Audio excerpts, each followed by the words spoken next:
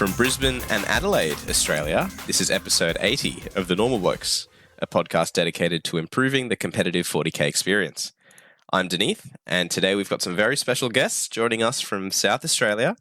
Please welcome Adam and Josh, the organisers of Uprising Adelaide. Say hi, guys. Hi, guys. Hey, mate. So, just over a week ago, a whole bunch of Brisbane lads, there's about 10 of the Normal Blokes guys, 11 of the Normal Blokes guys, that went down to Uprising Adelaide and, being the ITC Championship event for the year, just before Australia Day on the long weekend, we had a ton of fun. It was a 3-day open event of 8 rounds, and before that there was a Masters event as well that some of us took part in, and me and Luke were streaming, and these guys ran an amazing event. So I wanted to get them on the show to talk the event. On the next episode, Luke is going to interview the podium winners of Uprising Adelaide Open, and you'll hear them. But today I wanted to make it about the organisers, putting them a bit up on the show and telling everyone their story on the event and a bit of their history in the hobby. But guys, welcome. It's great to have you. How are you guys doing after the massive weekend you had last week? To be honest, man, I'm probably still not recovered fully from it. Like, I still walk outside because everything's currently stored in my games room outside. So I walk outside and I'm just like, I walk into my games room and I'm like, yeah, nah. And I just close the door and I just walk back out. I'm like, I can't deal with that right now. Is it like you've had a massive party and you just haven't cleaned up yet? Yeah, it is. I had to start doing some laser cutting because I got some terrain orders, and I had to start doing some laser cutting. So I had to clear like a walkway to my laser. It's bad. It's bad. Jeez, and Josh, you were saying you had a little bit of a lighter recovery after the tournament, hey? Yeah. I fortunately managed to squeeze a few days off work, so I've been living my best life. Yeah, I've really been lazy. Awesome. Today's like my first productive day. I'm organising a teams tournament later in the year, so I was trying to suss venues for that, which is hard work. Yeah, nice. I can see a lot of states this year actually are pumping up team tournaments. We've got some in Queensland. The Vic guys are really pushing some team events, and it's awesome to hear you guys doing as well. And obviously WA love their team events, so it looks like that's the future, hey? I think Josh McMillan's doing some in New South Wales as well. I saw. So it looks like it's kind of popping up everywhere, which is good. That's awesome. But sick. Well, I guess guys, we'll talk a bit about your history in the hobby. I'll start with Adam, and then I'll jump to Josh. So, Adam, tell us a bit about how you started in 40k and how it got to where you are now. So 40k has been a long journey for me. I've been playing since I was 13. I got my first Catachan Battle Force for my 13th birthday. So it's been 21 years now. God, I'm old. So I played on and off, and like most people did, I took a few years off after like the end of high school and forgot about the hobby and just thought about boobs for a while. So after that, I was in my mid-20s. And I just had my first child, and I'd moved back to Adelaide, and I came back and I was like, what can I do? I need something to do. I'd just moved back after like 10 years away. So I needed to make some new friends and make some new acquaintances. So I bought a Praetorian army off the internet, the most expensive army I've ever bought. It was like $4,000 for 150 dudes. Oh my goodness. Painted that terribly. And then when I started playing Tournament 40k 10 years ago, and I've pretty much been going hard at Tournament 40k ever since, really. There was a period where I was good. I lost to Walduck in the finals of an Oz Masters. That was like a very brief period. So now I suck. So, those who can't do teach. So now I just run events. Nah, mate, you're not bad. I still remember when you guys came up to Brisbane for ATC and you did the pairings against us in the Merc team. And yep. I still remember that my list for pairings, I had written on it. So everyone knew it was my list. So everyone knew it was a Deathwatch going up. And then you were like, screw it, we need to go home. So you just paired the Orcs and the GSC into the Deathwatch. And our team's like, okay, Dineeth's going to win a game. Okay.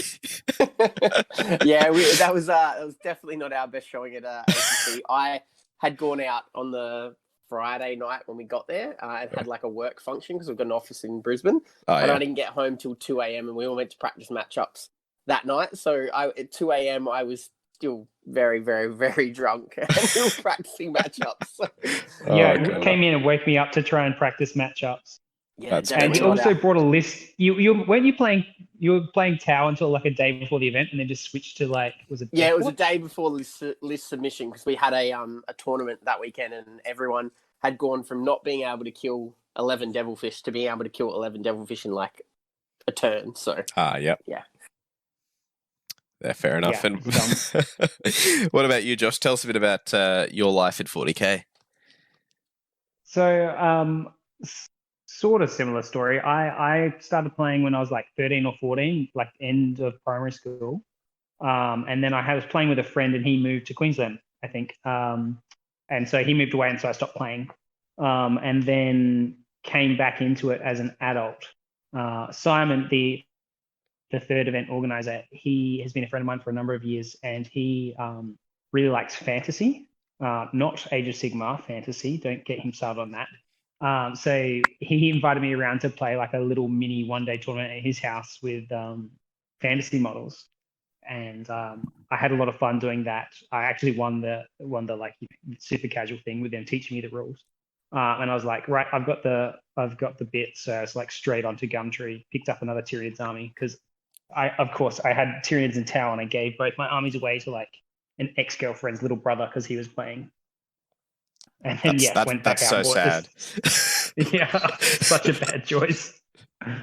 And so that was early eighth, and I've been playing the last 3-ish years, pretty nice. competitively.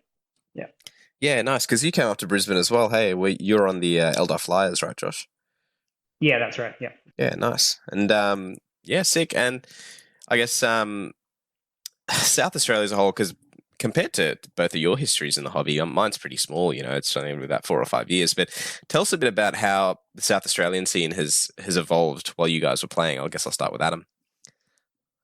So when I moved back about 10 years ago, the scene was actually quite vibrant. We were running a couple of big tournaments. We had an event called Mechanicon and another one called Douthus that would pull 60 players at like peak. So it was they were decent sized events, and we'd get people from. We had McGowan come down for Douthus. We had a lot of the Victorian guys come across because it's not too far across for them. So we were getting really good sized events. And that was like the back end of 5th Ed. It was like really the peak of a lot of people call it the peak of competitive 40K, I guess. But then Grey Knights came into the mix and kind of killed it, where it would be like you'd go to an event and there'd be 70% Grey Knight armies because they were just obnoxiously good. Everything was just amazing about them, and you couldn't kill them. So they were fantastic. So it was really, really strong then. Then 6th and 7th, being the proverbial shit shows that they were, really killed it. Like we were down to a couple of years ago, so not too long before Josh started, or maybe just around when Josh started, like the end of 7th, early 8th, we were playing 12-man tournaments in someone's garage because that was the best we could do. Like we couldn't get more than 12 people to an event. It was pretty atrocious. And at the time, the main people who were running tournaments had both stopped doing it. Ty Swan, who you may have met at Uprising, he came back from New South Wales. He was kind of our last tournament organizer, and then he moved across to New South Wales, and so there was this big void in the space. So I took it on board and started running a few little ones, and then it kind of grew from there. So over the last couple of years, there's been a boom to where we now sell out a 30-person event in about 6 hours. Is that right, Josh? Yeah, wow. Yeah, that sounds about right. Yeah. And then I guess, so I started, early 8th. And my first event Adam was running was called Commissar's Cup, I think. Comic Cup, yeah, it would have been Comic Cup. And that was pretty good. I think there was like mid-20 there, maybe, something like that. Yeah, that was like the first kind of recovery event we had. That was like, I think with low 20s, it would have been like 22 or something. Yeah, and then from there, like that was sort of like about a month, 6 weeks before Terracon, which is a major in Narracourt, which is sort of like a good hotspot for the Victorians and South Australians to meet, sort of halfway. So I went to that by myself because I was new in the hobby and sort of, became friends with Adam and other people in the scene there and have just been going hard ever since, basically. Oh, sick. That's really cool. And But it's like Adam. sorry, Oh, you go. sorry, go on. No, you're right. I was going to say, like Adam said, like we had that sort of, mid-20s numbers, and then Adam started to run more and more events and doing like, year-long series of events with, the best scores from 3 events taking the prize. And I put my hand in the ring and ran one event, and then I run 40K leagues locally. Mm-hmm. So I just set up 3 or 4 pods of about 8 people, and they play each other over about 3 months. Yeah, nice. Which is good because I can play in those. Yeah, well, that's good as well because you don't just want to be running events all the time. One of my opponents at Adelaide, actually, Sam, the Ultramarines player, said he's playing one of your pods and he loved it. So that's awesome, man. And, yeah. And that's the kind of community stuff, I guess, that can help rebuild from low numbers and get a more solid player base in. So it's really cool to hear that you guys have done that. And, obviously blowing up to such a massive event that you guys ran on last weekend. That's awesome. I guess leading up to Uprising Adelaide, what prompted you guys to run such a big event? CanCon. Tell us a bit about that. I have the utmost respect for the guys who have run CanCon over the last couple of years, and we have a standing offer to them to come to Uprising free of charge because they have done so much work at getting the event off the ground with the ITC championships, and they've gone through so much crap. Like, I can only guess at the amount of stupid rules questions and things like that they would have gotten over the last couple of years with 8th ed and then heading into 9th. Trying to get people to paint their armies and show different detachments. So I remember giving them heaps of crap about that. Yeah, like the amount of crap that they've put up with is amazing. But what stands out is Josh and I, we both went down to CanCon last year, and the Uprising was born out of the fact that we played in, what was it, the 5th, 6th round, Josh? Yeah, something like that. Somewhere around there. So we walked up to our table, and it was 8th then, and there was not a single piece of usable terrain on our table, and we were just like, Josh was playing GSC, and I was playing like tricksy friggin' Marines, so I needed cover, and so did he, and we were like, we can't play a game on this table, so we just walked around and found another table that had terrain on it. It still wasn't great, but it had terrain on it. Yeah, and so it was kind of, Uprising was born at that table when we were standing there going, we've paid a lot of money to fly here and play games, and these guys have done a great job. Like, it was still good fun, but the fact that we have to come to Australia's premier event and play on terrain that is ostensibly unplayable in the game is not really good enough. So we need to do something better. We need to be better. Australia needs to be better than this. Yeah. And that's where Uprising was born from. So, I've been to the last 2 CanCons and had a good time at both. And I think, like Adam's saying, from our perspective locally, we've been running the events and we've been building the community, reinvesting the money that we're, trickling out to buy more terrain, better mats, really upgrading our own stuff progressively throughout 8th and into 9th.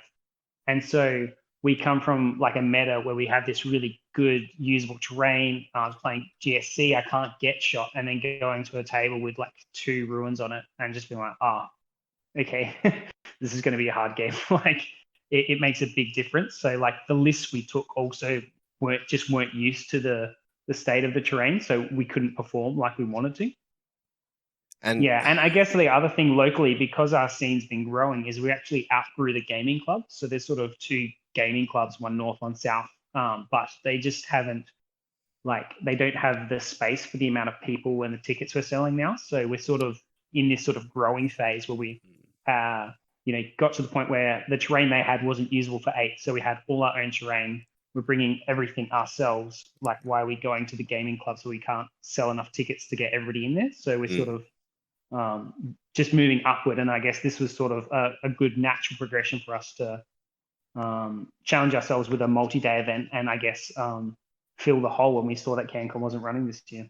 Yeah, and I guess for anyone listening, I think everyone can resonate with the fact that we've all been to a big event that we expected to have, solid amounts of terrain, and sometimes it's just unfeasible to get that amount of terrain on the tables for the people that are running it. But tell us a bit about your process, guys, because every single table that you guys had, it was like 50 tables plus, and you guys had excellent terrain. How did you do it? Hard work. So when did it start, Adam? When did it start? So the terrain thing started about a year and a half ago. I bought a small desktop laser cutter just to try and get into it a little bit. And I was making some little terrain for us because, again, the gaming clubs around here didn't have the best terrain even for 8th edition. And buying tables and tables of tournament-ready terrain, even when you're getting a TO discount from suppliers, is still ridiculously expensive. So it just worked out cheaper for me just to buy a laser cutter and cut some terrain than it would have been to put 20 tables down. So I bought this little desktop cutter, didn't really cut it and whatnot. So last year, during the midst of COVID, I upgraded to a much larger cutter and I started to cut tables of terrain for SA. So I cut about 20, we had about 20 tables-ish prior to getting ready for Uprising. Then Josh, Simon and I had a sit down in September when we'd found out that CanCon wasn't going ahead. And we decided, because we'd already talked about the idea of running a competitor event to CanCon down the track, something to kind of hold as a premium event. But the reality of it was we were probably not looking at that till 2022, 2023. But once we found out that CanCon wasn't going ahead this year, we took that as an opportunity to go, well, hey, let's fill the gap. We obviously knew that there was a lot of COVID risk and things like that going into it, but we did what we could to mitigate that. So at that time, we sat down and we had that talk in September. Basically, from September through till January, I was running my laser cutter 5 days a week, producing enough terrain to be able to cover all of those tables. And then in that last week, Josh and I had, 50 odd large line of sight blockers, from a raw sheet of MDF to the painted product you saw on the table. So it was assembly, then spray paints, then airbrush, and then gluing bits and pieces. It was a whole process. Josh and I probably did between us about 50 hours in that last week, just getting that last push of stuff. And that was sort of like, we were caught up on Monday to just do some stuff, and then we played a game. We were feeling pretty good about ourselves. We played a game, and then after the game, we just sat down to go through the spreadsheet. Adam can't use computers or phones, so he couldn't open the spreadsheet that I'd made. We figured that out when we were trying to run the BCP app, Adam. We figured that out well and early in the event. Yeah. I don't know how he was the BCP guy. Anyway, so we sat down to just go over final numbers after he stomped me with his list. And he's like, hang on. So the 550 pieces of terrain, 150 of those are crates. And I was like, yeah, I've posted what we've got. I didn't think it was a secret. And he's like, we need more. So that was Monday night. And then we had to be ready by Thursday to start prepping the event. So Tuesday, Wednesday were busy days. Wow. Yeah, without having our own laser cutter, it would have been prohibitively impossible to put that much terrain on the table. And that's why I have the utmost respect and the utmost sympathy for the guys out of CanCon, because I can't imagine trying to equip 80 tables of terrain without having our own laser cutter. It was hard enough with our own laser cutter, let alone without it. It would be ridiculously expensive. You're talking $10,000+ worth of stuff to put on the table. It's just impossible. I just remember, guys, as the Masters was wrapping up and you guys were unloading all the ruins, I've never seen that volume of terrain there. I think it actually covered 5 full tables were packed with terrain. There was no spare space on the table. It was tessellated into each other. I've never seen that many L's and ruins before. So you guys, props to you. That's amazing work. And hey, at least it's going to be functional terrain for the edition for at least years to come, right? So it's awesome. Exactly right. And the good thing about it is as well, it's the way that we've designed it is it's really easy to do, because you just kind of make the base structure, you paint a bunch of stuff separately and then glue it on after you've painted the base structure, and it looks good because it's now contrasting colors. It doesn't require a great deal of work, and that's why it was really good for tournament standard terrain. Like, there's going to be people who have tables at home that, you know, are spectacular and look amazing, and they're all GW terrain and whatnot, and that's fine and that's great. But when you're looking at equipping 50 plus tables, it's just not feasible to do that stuff. So what we made was usable, looked good, and was realistic for the amount of terrain that we needed. As is, we're currently in the discussions of, like, we probably need to make another 30 tables at some point. So we're just going to, like, potter through it throughout the year. So I started making my dream tables today. So they're going to have, like, yellow, clear yellow floors. So they're going to be, like, cut out of clear yellow acrylic, so that you can tell there's a level there because it's yellow, but you can see if there's something underneath it, so that if there's a stream camera on top, you can look down through it. So yeah, that's really cool. We're stealing that idea from Camilleri. He said that they were getting some done, so I'm going to steal that concept. Yeah, that's really cool, man. And I guess obviously heaps of man hours before the event for the terrain. Now you get to the event, you have to deal with idiots like me that are asking you great FAQ rules questions in the middle of the tournament. What were some of the challenges? Moonstep just blew themselves up. Could they not be charged now? Of course, mate. Rules as written, they can't be. Anyway, what were the challenges you guys faced during the event? You know, did stuff go wrong? How'd you manage it? Josh, you can take that one away. To be honest, I feel like it all ran pretty smoothly. We had such good positive feedback from people. People had rules questions at the table, and I guess your rules question in particular was like one of the more challenging ones, and you guys accepted that ruling pretty well, really. So I think we got some backlash. Like, we had people contacting us to tell us that we'd made the wrong decision on rules calls, and I guess that was something that, you know, on a large scale event, you're going to get more questions than you used to. And, you know, unfortunately, in our great game, it's all complex. Everything's got different wording. And we just have to look at it, make a review, and make a decision on what we think is reasonable. And maybe we lean to the wrong side sometimes, but, like, you know, at the end of the day, we're just trying to provide a good event and do our best. And I guess we're learning from the experience. So hopefully that's something we can take on board, to be a bit more critical of some of the rules questions in future. But having said that, I don't think anything that was decided was like black and white, we made the wrong decision. So hopefully, hopefully they're forgivable errors if they're errors. Yeah, and it's always difficult, isn't it? Because you've got, you know, so many things to manage on the day, as well as being a TO, and then you've got such a short span of time to make the call. So it's definitely not an easy job. When you look at something like, you know, the LVO has like quite a big team of judges and stuff like that. So, like, if people have the resources, they can do that. But it's definitely tricky, and especially when you've got it's not just like a local game store tournament, is it? You've got communities from different parts of the country coming, and they might play the game a very slightly different way, and you've got to kind of amalgamate what's right in your view. So I definitely see that as a pretty big challenge. That was certainly one of the bigger challenges in regards to as well. Like, normally when you're running something like this, you would have had Nova, you would have had LVO, you would have had Adepticon that have run and made decisions on these rules. And so you can kind of go, well, you know, I can justify my rules decision, or I can look at what they've done, and I can kind of go from there. Those things haven't happened. So like, these rules decisions were literally like, hey guys, you need to make this decision, and you don't really have anywhere to look to find an answer to it. And look, I'll be the first to admit, we tend to lean rules as intended very far. We look at a rule and we go, is that dumb? If it's dumb, it probably shouldn't work that way.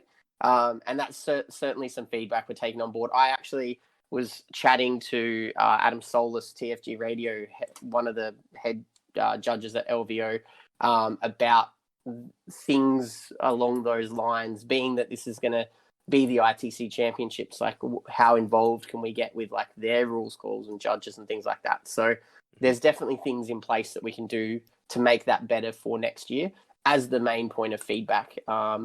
As far as the 40K event go, logistically wise, obviously we had Simon on board, and he's an event manager by trade. That's what he does for a job. So he did so much of the heavy lifting as far as the event went with regards to food and beverage, organising the air conditioning, all those literal kind of heavy things. lifting of the Literal. I was going to say he did a lot of actual heavy lifting. Yeah. And so like obviously the weather was a huge challenge. Like Adelaide's had no 40-degree days in like 6 months, and then one of the 2 tournament days, or one of the 3 tournament days, of course, is the 40-degree day. So you brought Canberra to Adelaide, mate.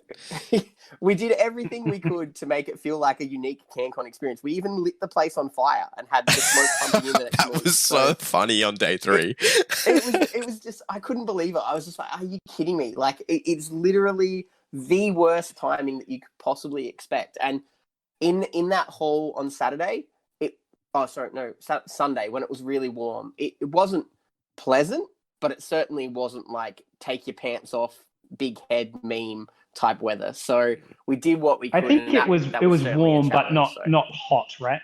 Yeah. Well, it was certainly a challenge. So like you guys had an incredible setup with your aircon, with your bar setup, with, you know, people walking around with drinks carts asking if you wanted to buy a drink and paying on the spot. Like on the second day when you guys had, was it Smoky Pastures doing lunch? You like went around to the tables. Yeah. So like we literally did not have to move and stuff was brought to us. So it was such a great experience. And like while we're on this topic, hats off to Simon. I know he's not on the show today, but that man is like the nicest dude I've ever met, Simon Vickers. So it's cool. It's cool to see that, you know, you guys could run that sick event even with the Canberra weather that rocked up on the Monday. But yeah, guys, in terms of sorry, you go. I was just going to say, like, you know, you hear on podcasts and what, you know, like people talking about Warzone Atlanta with the bar service and stuff, and we thought, you know, that's something we could do. And yeah, like Adam said, we had Simon on board on that side of things, and having the 3 of us as TOs was like exceptional. I think it was a really good decision. Like a lot of people were like, "Oh, you're not playing? Like I thought you were playing." But 3 of us, and we hired a bar staff person for a few hours on the Saturday and the Sunday, and that also took some pressure off us just to run the event. And I think we nailed it in terms of having enough people to make it run smoothly. I think if there was one less of us, it would have been a lot more challenging. And the division of labor as well, like having all 3 of us sort of with different experience, and I'm not really sure what my personal experience was. I don't know really what I brought to the team of 3. It certainly seemed to work well with us as a little Power Ranger team going Voltron. On the Warzone Atlanta comment as well. So the event itself was designed to kind of be a weird amalgamation of like Warzone Atlanta, LVO, and Nova. The idea with Masters was to run it as like a 16-man invitational, very similar to like the Nova Invitational. Obviously, with some COVID issues and dropouts and things like that, the event only ended up being 8 people.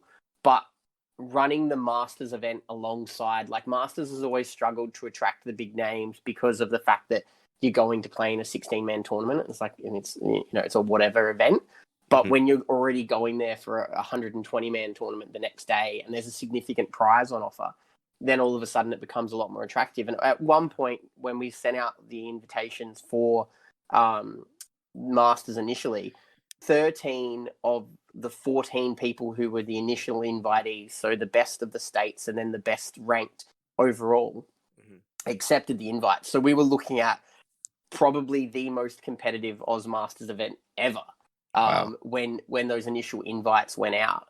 And then obviously with that last little bit of tomfuckery with the COVID stuff for Queensland, it threw that a little bit of a spanner in the works there. But overall, the idea behind it was to kind of roll those 3 events into each other and put on something that hadn't really been seen before. And we didn't quite get there because of the COVID stuff. Like it had the New South Wales people been able to come as well, adding in another 25 people. That's another. We would have had the space because we could have moved the tables outwards more because we had so much space between those tables.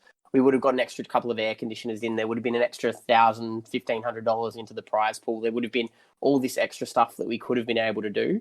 But we had to have that kind of parachute. And then with Queensland teeter-tottering for that last week and a half, we were at one point we were all having that difficult discussion with our wives, and we're like, look, we're probably going to be about $4,000 in the red here. So, Look, it is what it is. So. We were a really sad bunch of boys that 2 weeks before Adelaide, because we had pretty much the story from Queensland is the Friday before a team event, we got locked down. So a four-man team event didn't happen. And the Vics were literally at the airport ready to come to Queensland when the lockdown happened. So that fell over, and then we're like, crap, what if we can't go to Adelaide? And then I think everything was good 6 or 7 days before, and we were the happiest kids in the schoolyard. We were so happy about that. And man, sorry, go. We're so glad that you guys hung tight and came as well. Yeah. Because it was it was a great event having the mix of people, and I don't think I met a bad bloke from Queensland. It was just a great team of blokes. You just had me picking on you with all the rules questions, mate. Also, Brian beat my spirit animals, so I'm not too happy about that. So. Oh, jeez. Yeah, with Masters as well, like you guys said, me and Luke spent the day shoutcasting the Masters, something we've never done together at an external event before, and that was so much fun. On Out of War Down Under, you can see the games. There's some pretty hectic games at Masters, and then Adam definitely took the reins after us and streamed the event. So you saw some big games, and it was really the first time we tried doing multiple streams like that at a big singles event. And I think that's the future, isn't it, for I guess watching 40K? Yeah, it really is. It's a real challenge though. When you're getting the same people on the stream a lot.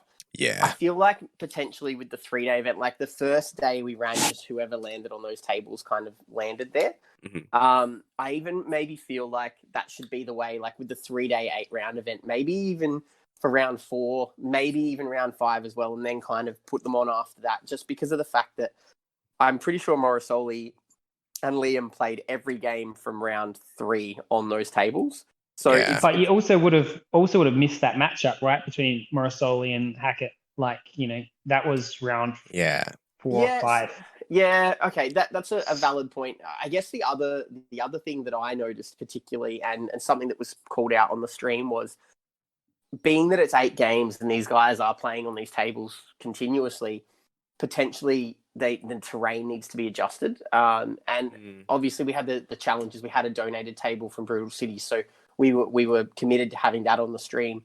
But with the other tables, at least, they were taped down, but there's the potential that we could have just picked up another tabletop and swapped it out if they weren't taped down. So that's something that we can look at for the future as well. We can potentially get better tables, actual tables that hold the tabletops in a better way, so that they don't have to tape them down, and then we can kind of just lift a table in, lift a table out, and that way they can be swapped up. Doesn't need to be swapped up every round, but if you're playing 5 rounds on those top 3 tables, you probably want it swapped up at least, once or twice during that period. So yeah, for sure. And it's it's definitely something think about. If you're watching this tournament from home for 3 days straight for 9 rounds, you don't want to look at the same board for 20 hours, right? It'd be nice to mix it up. Yeah.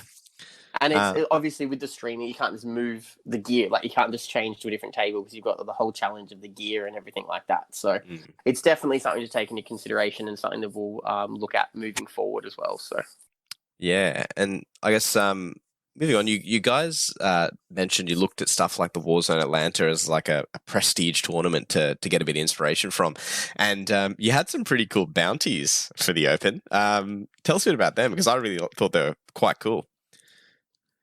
Bounties are something that we do in our events quite regularly. So we do the winner. So I've been running over the last couple of years just a series of events. So what was it, 2020, I ran 8 events, and over the course of the year, 6 of those were a series of them. So the winner of event number 1 then carried a bounty into event number 2. If they went undefeated in event number 2, the bounty went up into event number 3, etc., etc. And it was really just a kind of a last minute addition to Uprising. As we were sitting down and kind of working out the prize support, we were like, let's chuck in something cool like this. And the bounties, it came exactly from Warzone Atlanta. Like I've heard them talk about it on the podcast before. So that was exactly where I got the original idea from the bounties from. And then we kind of threw it up and we're like, okay, let's chuck it one on everyone from every state and then throw one onto Liam because he won the Masters and things like that. So next year might be something along the lines of take down the podcasters or something like that and have all the podcasters up on the board. So well, I lost my round 1 game, so that'll be an easy win for whoever I pair into. But yeah, like that's something that on the flight home we were even thinking of doing for our events, like adding random stuff, like randomly select a player and the first person to kill this player's warlord or something, or like just have a little in-joke running around of the first person to make, I don't know, Liam red gets a prize. But yeah, it's so cool. Sorry. Bad luck bounties is one we've done as well. We didn't do it Uprising, but like, first person roll 111, or I won one event. I had a Patriarch perils and die, and then a Broodlord perils and die on consecutive turns. Like, that's tragic. Yeah, it was really sad. Oh god. Because see, like that kind of stuff, it's nice to, like, we have a lot of events up here in Brisbane that have a lot of lucky door prizes, and the aim behind that is to give something little back to the people that don't win the big awards, and it's just nice to spice that up a bit for everyone that attends the event. And it felt like the bounties were so achievable for so many people in some regard. Like, oh yeah, I can probably pick this player in this matchup, and it's kind of cool. So, I can probably do this and win this prize. So it's definitely something we want to look at. I thought it was really fun. Even doing something like, putting a post up the week before and having suggestions for bounties, stuff like that would be really sick. But yeah, hats off to you guys. It was awesome. And can I say before we, I guess, finish up properly that all of our guys and All Blokes guys thought it was one of the best events we've ever been to in terms of the conditions, the prep, the terrain. Like, it was all just spectacular. And we were at a stage where after 2020, we all just needed a trip. And Adelaide provided for that so well. So thank you guys, from the whole team. It was sick. But, thanks for coming as well. We enjoyed, like, all of the interactions we had with you guys were really positive, and thanks for coming down and helping out with the stream and whatnot as well, because obviously that's definitely a gap that we would have had if you guys hadn't really thrown your hands up to do it, because when Queensland wasn't coming, we were like, oh, are we going to have a stream? Are we going to be able to do this? So having you guys come down and do that adds such an element to the event, and helping out with the Masters stream and everything like that. It was so good. No, it actually it was perfect, because Nick Standing from Udwar Down Under couldn't go, and we had to take all this stream gear down, and me and Luke had all these flight points that we got back from events that we couldn't go to last year. So like, sweet, we're gonna get a ticket for free essentially with points. And then we looked at the cost of like an economy ticket versus a business class ticket, and it was only like 20% more. So we're like, fuck yeah, let's ball out. Points are great for that. Let's ball out for a 2-hour 45-minute flight in business class, which turned out to be not much different to economy. But the good thing about that was we got double the baggage space, and we needed every single kilogram to bring the stream gear down. So it worked out really well. Nice. But yeah, it was sick, and I had some great times just shoutcasting, so it was awesome. Now, lads, the future of the event, what's in the works? What are the plans? Well, as I said, we've already started the concept of having to get 30 more tables of terrain. So as much as it makes all of us want to vomit in our mouth a little bit, that's certainly on the table. So that's over the course of this period. We've already started looking for a venue for next year, potential to go back to the same space. However, we also are mindful of potential expansion. We don't really know how, but we really want to tap into and activate WA. WA seems to be just like this secluded island of hundreds of 40k players that play in WA and don't play anywhere else. And it's like, we're the kind of perfect middle ground for them, because I can understand that they don't want to travel across to Queensland and Canberra and New South Wales all the time, because it's a long way. But a flight from there to here is half the time, half the cost. So it's not like flying to America for them. So we kind of need to tap into that and see what we can do as far as activating them for next year. Because if we can blow the doors off 160 next year, we'll be able to cover that easily. And if we handed out $4,500 of prize support this year with 100. Imagine what we can do next year when FLG is back on board and able to assist with the grand prize for the ITC Championship, and then having another 60 players in the prize support. We're going to be having like 15th walk away with, $100 vouchers. Like it's going to be something that we can actually strive towards offering some real prize support in. So that's where we want to head next year. The same event, but bigger and better, and 2 more air conditioners. Yeah. 2 more air conditioners and a smoke filter. I think what Adam's saying is spot on. I guess the other thing to consider is we're going to have less infrastructural needs next year because we're set up for 60 tables, I think, now. So that's 120 people. We do need to do a bit more terrain for that, but we've got the tabletops, we've got the mats. And then I guess the hallmarks that we're looking for are air conditioning, because that's a major issue in tournaments in January. So we want to make sure that air conditioning is on point. We want to keep that bar service going, because I think that was fun for everybody. It was fun for me to go out and sell drinks, go out and sell raffle tickets, go out and sell people the like sponsored lunch. It was really cool that we could get Tom from Spooky Pastures to come down. He used to play for Australia for 40K and do his new hobby, which is barbecuing, and give everybody an amazing feed. That will be back next year too. That'll be back. I'm already chatting to some other friends who do like Korean barbecue about maybe doing a second like sponsored lunch. So we'll see where that goes. That's so good. And then what else? And I guess, the quality of not only having density of terrain, but quality of terrain. So in 2019 at Terracon, I brought my terrain from home to help them because, again, it's a big event in a small city. And my terrain ended up being on the string, and it was just like, MDF stuff that I had primed black, put a little bit of gray on, and then like a dusting of metallics, like 3 colors max on it. It does not look pretty. Nobody likes it. And I kept saying to Adam, this is terrain that's good enough to go on stream, and you're not even letting me use this. Like, I can put more paint on it. Don't worry about it. He's like, no. We're going to airbrush the windows on all of these buildings. We're going to add detail into all these buildings. We're going to glue black and white tiles into the buildings. Yeah, the black and white tiles. But it's all these little things. He kept pushing me, and I think it really drove the quality of it up on the table. And hopefully that's something that people appreciated a little bit. Yeah. Dude, it didn't feel like we were just playing on like 50 mass-produced tables. It felt like we were playing on legit like terrain for like a stream table essentially for every table. Like it wasn't just a foam brick, right? Like it was actually nicely airbrushed, and you had all the detail there, and it looked awesome. So yeah, props to you guys. That's great work, and it's interesting that we had. Sorry, go ahead. No, I was just going to say it's interesting that you're able to do that for such a large number and keep that discipline up, doing all the tables like that. We had many jokes as we were like in my backyard spray painting in that last week. We had many jokes about the LGT. We were like, yeah, well, we could be the LGT here, boys, if it was raining right now. We would be in trouble. But luckily, I've got a large carport out the back, but it certainly would have definitely hampered the events. It was at one point we had like 5 drop tarps all over my large backyard.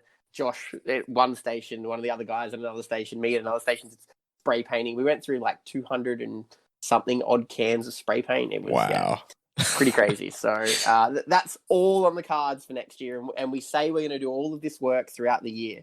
But the reality of it is we're probably going to leave it to the last minute, because that's what we do when we're painting an army. We do the same thing. I will not paint my army for RatCon in April until it is the start of April.